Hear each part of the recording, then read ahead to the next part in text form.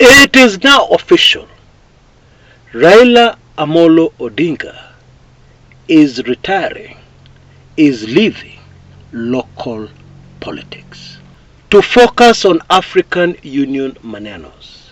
And specifically at the moment, he is going to be very busy campaigning for the African Union elections, and is out, completely out, from local Kenyan politics. But at the same time, his closest allies are now in the Ruto government as cabinet secretaries. It is also now very clear that Ruto and Raila are working together very closely. You'll remember that initially there were very strong denials. Raila himself came out and said, "No, I'm not working with Ruto. I only answered a distress call, and I loaned my people to Ruto to help him get out of the mess. That's all. I'm not working with Ruto." Well, it has now become crystal clear, and I think there is too much evidence to ignore, that Raila and Ruto are working together. Now, of course, this disgusts Kenyans greatly. People are livid. They can't believe their eyes. Indeed, the function at State House yesterday was difficult to watch for many Kenyans. But Mutadu, it is happening. It has happened. There is absolutely nothing Kenyans can do about it. And now we have to look at an opposition without Raila Odinga. And we're being told that that opposition will be led by a man called Stephen Kalonzo Musyoka. Now, how will that pan out? Does Kalonzo have it in him to marshal the troops of the opposition in order to check the Ruto government? Indeed, now the Ruto Raila government, appropriately? Well, most of us who have covered politics for a long time, and with all due respect to Kalonzo Musyoka, our answer to that question will obviously be no. Kalonzo Musyoka does not have the stomach. Kalonzo Musyoka does not have the courage. Kalonzo Musyoka does not have the experience of being an effective opposition. And especially at this time in our history, when there's so much at stake.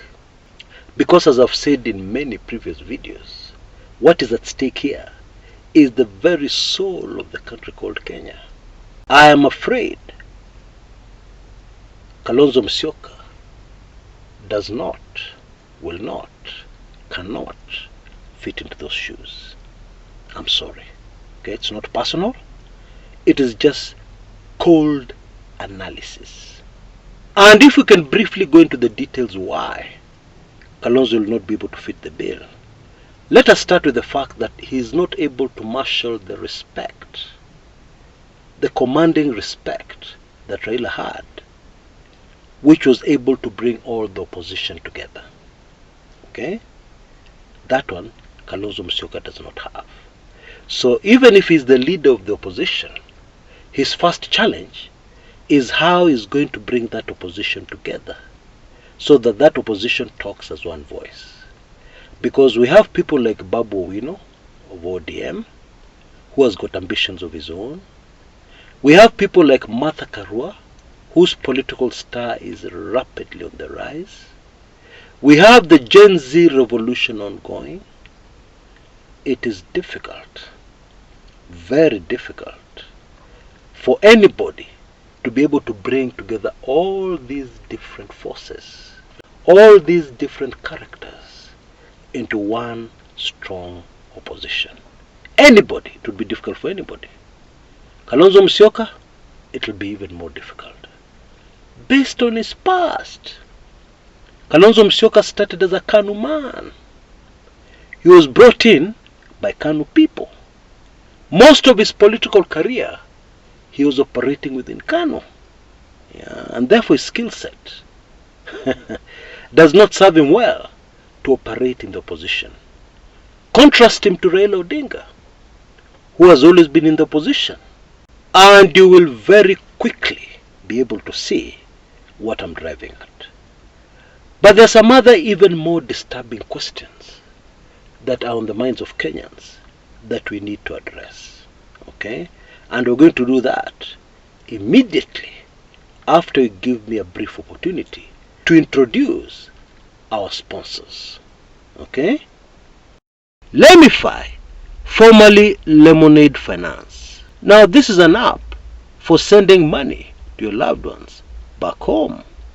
And you can send money to at least 10 African countries.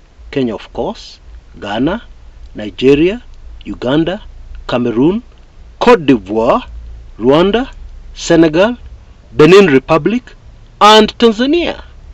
And there are a couple of advantages here. 0 transaction fees, one of the best exchange rates on the market. Direct transfer either to a bank account or even to Mpesa.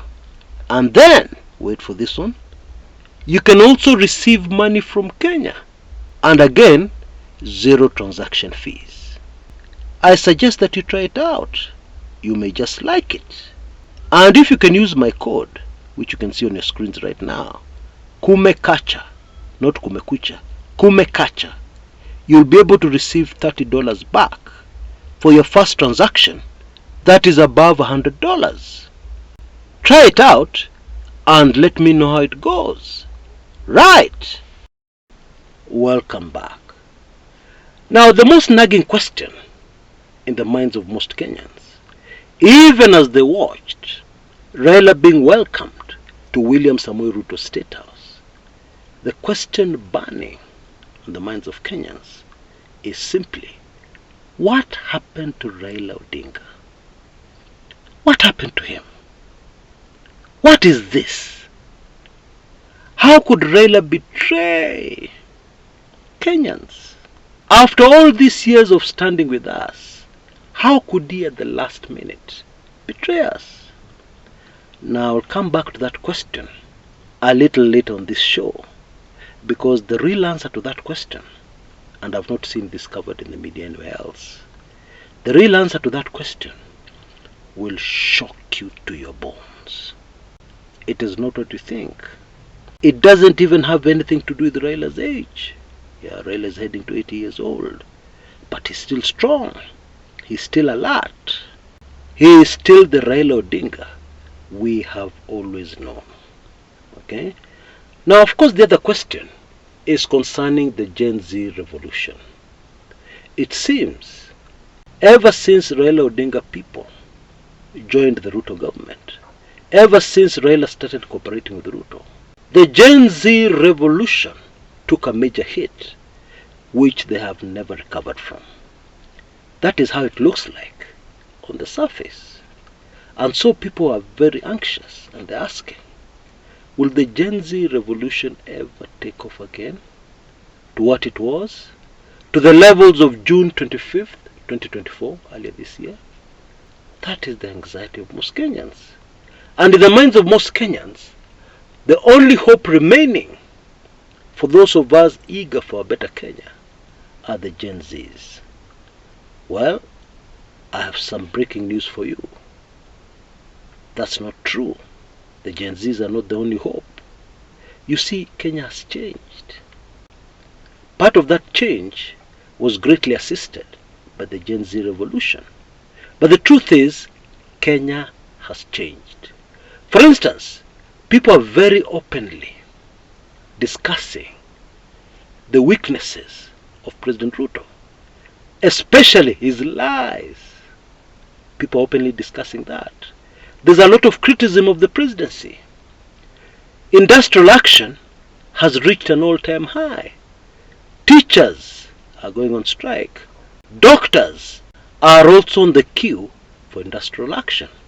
Matatu owners, especially in Nairobi, are also on the queue for protests.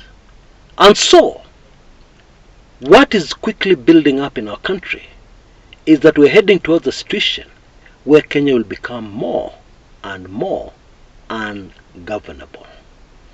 with or without Raila in government. And William Samoei Ruto handlers, and even those powerful forces trying to control things in Kenya, have not yet seen this. Okay? Now, by the way, the fact that there's another force very busily at work in Kenya became obvious when Raila Odinga was launching his bid for the African Union job. There was an emphasis on introducing the number of heads of state and government in attendance. That has never happened before. Okay? And it is clear that some of those heads of state were not there by choice. Okay? Somebody persuaded them, in quotes, to be there. Indeed, some of those heads of state looked very sickly. Yeah? But it seems there was some pressure from somewhere, from some very powerful people. You must attend. You must show your face there. That is the impression I got. And so, there should be no doubt on anybody's mind that for you to read Kenyan politics at the moment, you have to consider the outside factors. Can I just call them that? The external factors. Very powerful. Okay? You can't afford to ignore them. Anyway, in my humble opinion, the power of the people and the changes that have taken place in Kenya have been greatly ignored by the people micro-planning things in Kenya and what is unfolding right now. And I believe they will live to regret that error, to regret that mistake. Now, this Raila mystery has bothered me as much as it has bothered you. Indeed, if not more. And therefore I've been very busy over the last few days, over the last 3 weeks or so, gathering every tiny bit of information that I can get hold of. And what I've come up with is a highly sensitive dossier, explaining very neatly why what is going down the way it is. And I've packaged it all in my very latest, highly sensitive, maybe one of the most sensitive special reports I've ever produced, which is now available for a select few. And it is titled, Raila and the Biggest Decoy in Kenyan Politics. It is available for only Kenya shillings 2,999 or $24. You can see details on your screens right now. Please rush and get it. I'm only targeting 20 people and no more. First come, first served.